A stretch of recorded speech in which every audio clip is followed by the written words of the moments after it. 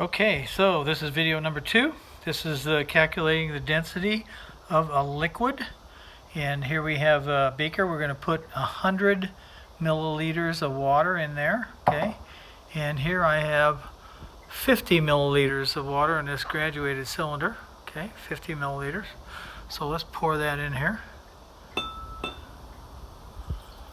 Pour that in there. Okay, and let's go get another.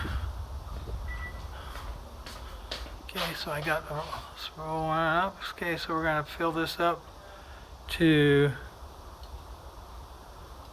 100 milliliters, 50 milliliters. Looking all right. I almost got it. So, whoops, too much. Wow, nailed it. Okay, good.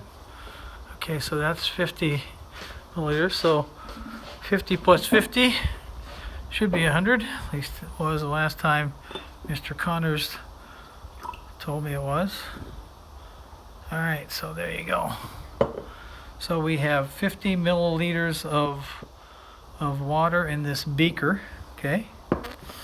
And so let's go ahead and measure the, okay, so how much is, yeah, let's turn this guy on here. So we're going to measure the beaker and the water. Okay, here we go.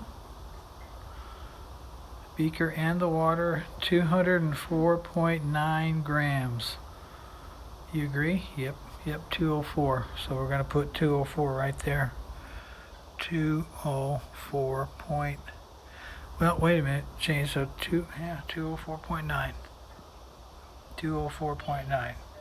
Okay, so now let's toss the water out of the beaker and measure the beaker. Okay. All right. Get the water out. Get the water out of the beaker. And let's see. Dry it off. Kind of hard to do when you're. Okay. I think this will work. All right. Drag out of the beaker. Okay, we're good. Okay, so let's measure just the beaker. Okay, just the beaker. Hit the measuring tool again. All right, so there we go. Just the beaker. 104.7. 104.7. Okay.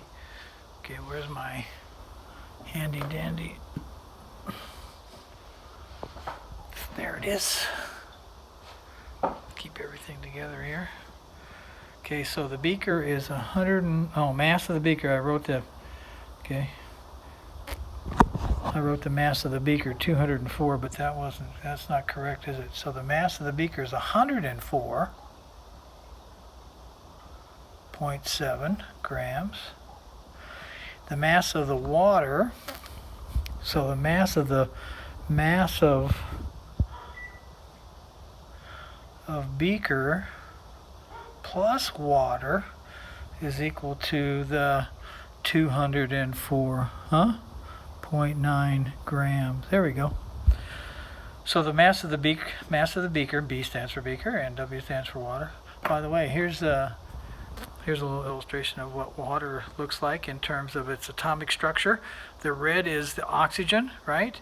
And the yellow is hydrogen. H2, meaning 2 hydrogen atoms and then 1 oxygen atom to make up the water molecule itself. That's pretty cool, huh? All right. Anyway, back to this. So the mass of the beaker was 104.7 grams, and the mass of the beaker plus the water was 204.9.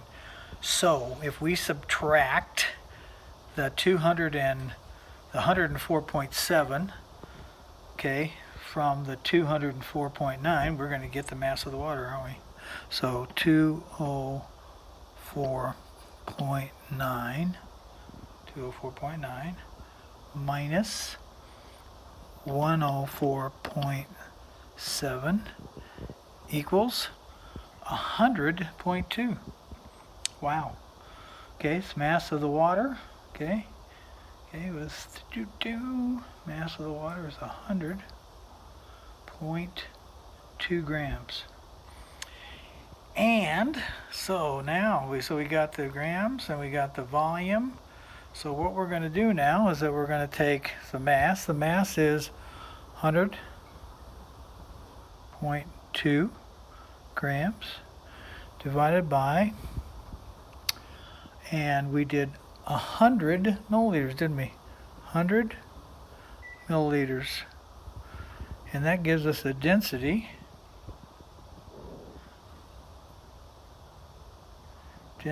of, actually, in this is what everything kind of comes off of. So 100.2 divided by 100 gives us, and we're going to round this to the nearest hundredth, and the density is 1.00 grams per milliliter. And that is exactly true. Okay, so density of water is 1.00. Everything kind of comes off of water as density.